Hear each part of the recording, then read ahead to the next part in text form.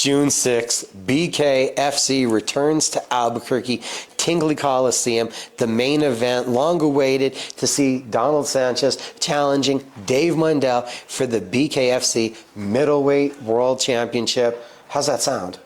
Sounds amazing. The champion name is going to change, though. That's for sure. We started off this journey bare-knuckle to get in shape, almost a whim. Did you really expect it to lead to this point, headlining cards, fighting for the title? Initially, on that first fight, before, no. But after, yes. That fight woke me up, showed me I still have it left in me, and I really loved it. And I fell back in love with the actual competition of that. So I set forth on the journey, and here we are. Was it the camp? Was it actually in there with Jeremy Smith? Were this lion reawoken? Like, when did it happen? When did you feel it? I felt it the first punch. Jeremy came and cracked me, and it's not like getting hit by an MMA glove or a boxing glove, anything like that. It's a different sound, it's a different feeling, and it's actually like being in there like gladiator style, you know. Any punch can take you out. Like, I mean, that can happen in anything, MMA and boxing, any punch can, but you could take a lot more with that padding than that. And it's actually like, with bare knuckle, it can take you out instantly, so. Who was the first person that you told, all right, this is real, this is something I'm committing to? Myself. I just looked myself in the mirror. I had stitches across my lip. My lip was busted, stitches on my eyes, and 2 broken hands. And I said, this is what I love. This is why I got into the sport, was this specific thing. And I still had it in me. I went the full distance with a number 4 or 3 guy in the world at the time at a weight class that wasn't mine.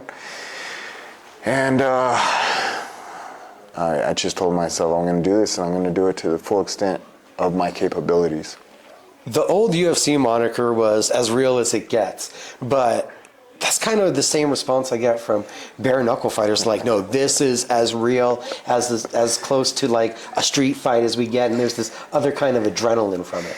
Yeah, man. I mean, even live, being in the audience, you see the difference in the action and the sound. It's all different. It's as real as it gets. That's really what it is, and you know, it's more. It's not really just street fighting, because you have to be skilled in there too. It's a mix of boxing and a movement mix of mixed martial arts. How you have to go in there and throw the punches and stuff. So it's hard to explain. You really can't do it, feel it until you're really in there, and the different movement and stuff like that. So. You've done MMA, boxing, kickboxing. How much difference is the bare knuckle to boxing when you add in the clinch from that planning out, approaching kind of aspect? You know, boxing, you know, you could block a lot more because you have the bigger gloves. But your brain is still being bounced around no matter what with that stuff. And the studies are starting to show, you know, that bare knuckle is actually a little bit safer, honestly. And I know that myself too. 5 fights, bare knuckle, I have way less damage than I have in boxing. In just 1 fight, my last boxing fight. Although we're getting cut and everything, that's just because it's knuckle on skin or bone or whatever. It looks gory and whatnot, but it's really not. To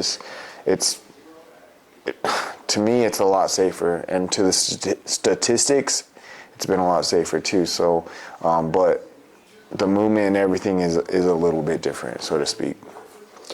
Dave Mundell, pound for pound, #1. You're coming to take his belt. This is the fight that you literally had to chase down. What was that process like of just trying to make this fight happen? You know, it's just a matter of convincing my worth to the BKFC, and I mean, I've shown that. I've fought whoever they put in front of me. I've filled the venues. I've done what they've asked, and it was just a little bit of that, this and that with both sides of that. So I'd always I mess around with Mundell's manager all the time, his coach and whatnot, and he's like, oh, we'll take the fight no matter what, whenever it comes across the table. I'm like, all right. And, you know, he jokes kind of disrespectfully, but I know it's not disrespectful because he's a cool dude and everything, but he's like, you're not going to last around with Dave. And I'm like, yeah, we'll see when it happens, you know.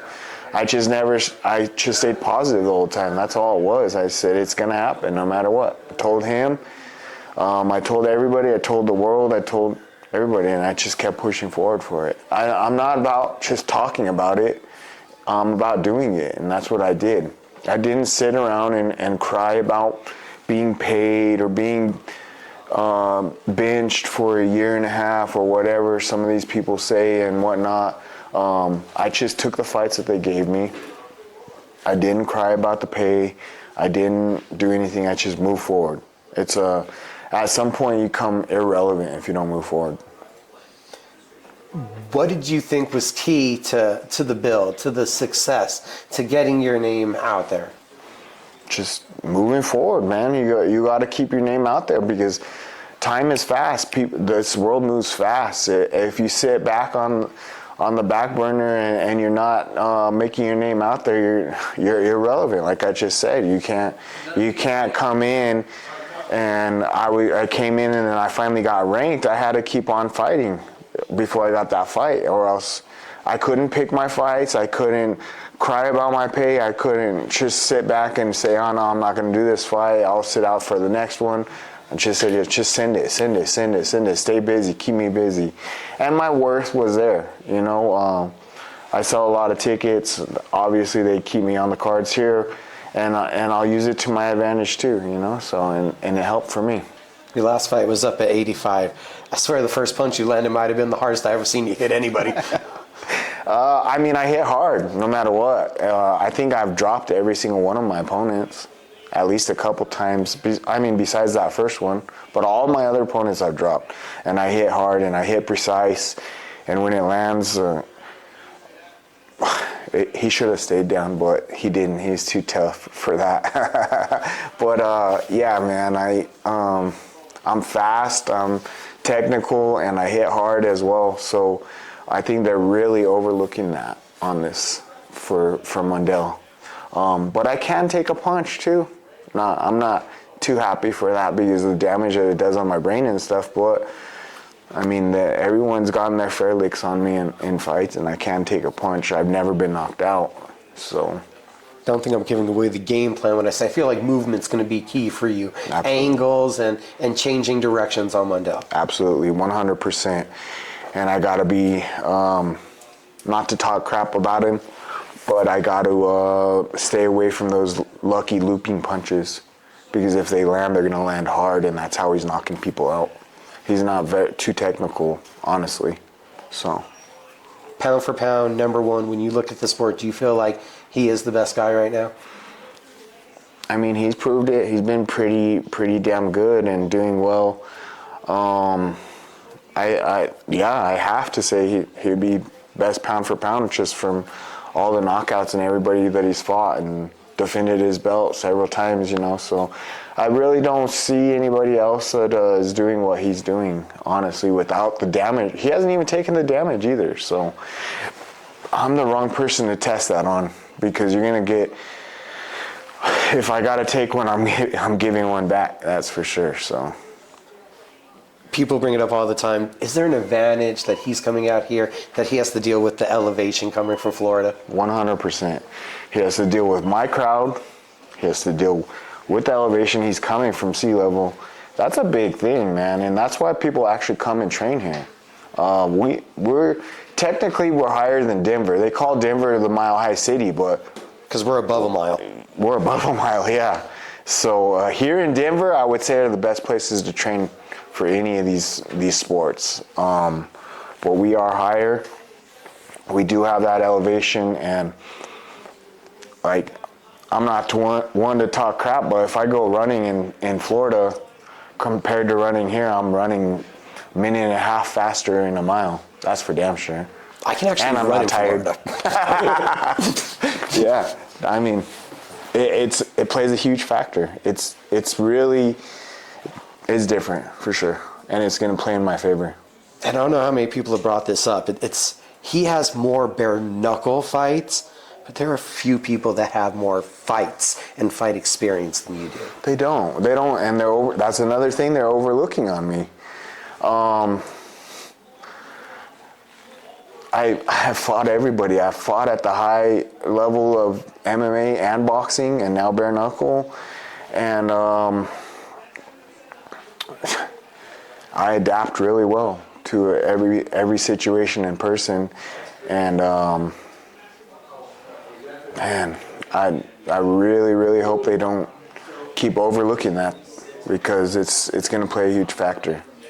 His biggest person he's fought and beat twice, or actually he lost to twice, is Mike Perry in MMA. And that was before Mike Perry was even big in MMA. So yeah, he fought Hector Lombard. That's a big name. But other than that, what does he have? 10, maybe 15 fights in MMA? 15, yeah. Man, I fought everywhere in every one. And pro boxing.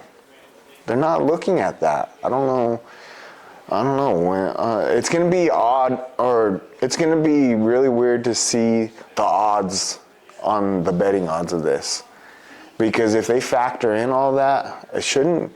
I'm like, yeah, I should be the underdog because he's the best at this right now. But if they factor in all that, I think it could be pretty close, honestly. Have you taken it in that a win here, it's not just the world title, but considered best in the world, top 5 in the world? I don't know how the rankings will work out after that, but the opportunities that lie ahead with a victory. Yeah, absolutely. You know, it opens a lot for sure. You know, that's not my goal. My goal is to beat the best people, and not necessarily the money fights. But I think I finally deserve that at the long career that I have and everything too. I'm not begging for it. I'm not wishing for it. If it comes, it comes. But I will be the best fighter in bare knuckle, that's for sure. June 6th, BKFC 75. We'll see you guys there. Let's go.